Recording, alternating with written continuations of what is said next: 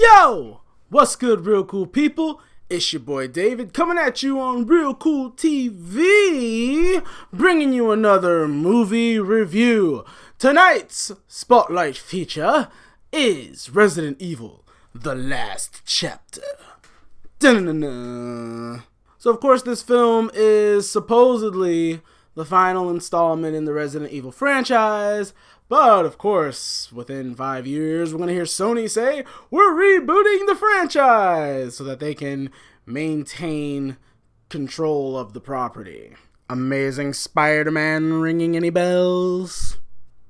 This movie stars Milla Jovovich, Ian Glenn, and Ali Larter, and it is directed by Milla Jovovich's hubby poo, Paul W.S. Anderson. Basic synopsis: Alice, our hero, has to get back to Raccoon City, where all the mayhem began, in order to stop the Umbrella Corporation from finalizing the apocalypse on their terms. Got it? So, this movie isn't quite as dumb as Triple X, but I definitely didn't have as much fun. It's a regurgitation of the stuff we've already seen in Afterlife and Retribution. My personal opinion is this series should have been a trilogy.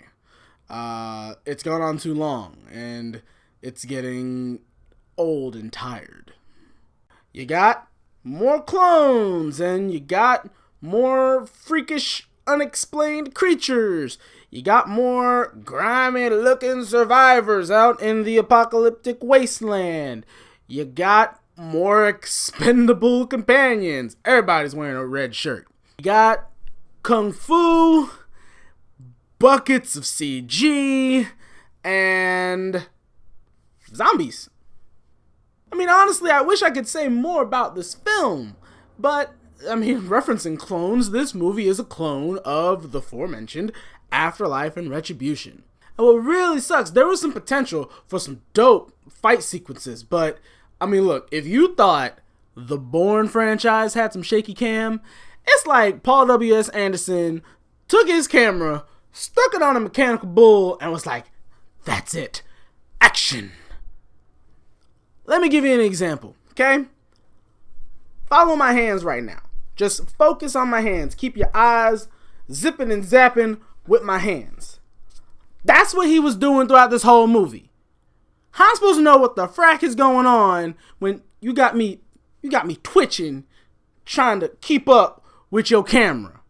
Bruh. I will give credit where credit is due, though. Towards the end of the film, they gave you some more character development with Alice, which I liked. I actually did like where they were going with that. Gave her some more depth, more substance, made her feel like a whole character. But unfortunately, it was too little too late. I mean, it's at damn near the end of the movie. And then, you know, the movie and franchise is done. So you don't get to expand on that anymore. It doesn't add any more conflict with the character. You don't get to see any more of the journey with these new layers that have been added to the character. So it was bittersweet. It was great to see, but also disappointing. Overall, if you're like me, thought this movie should have been a trilogy, and you haven't been happy with anything post-extinction, then save your money.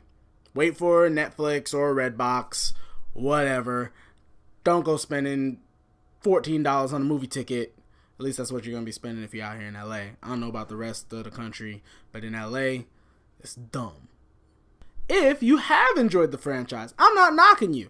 I was sitting next to this kid, and he was like 15 years old, and he's just in love with this franchise, and it was a really great experience for him. And if you're one of those people, then definitely see this movie, because it offers more of the stuff that you liked. For me, it's getting kind of old, but for you, you might think this is dope. So go see it. Go enjoy.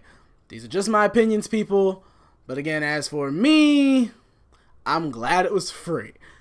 And that's it, folks. That's my time.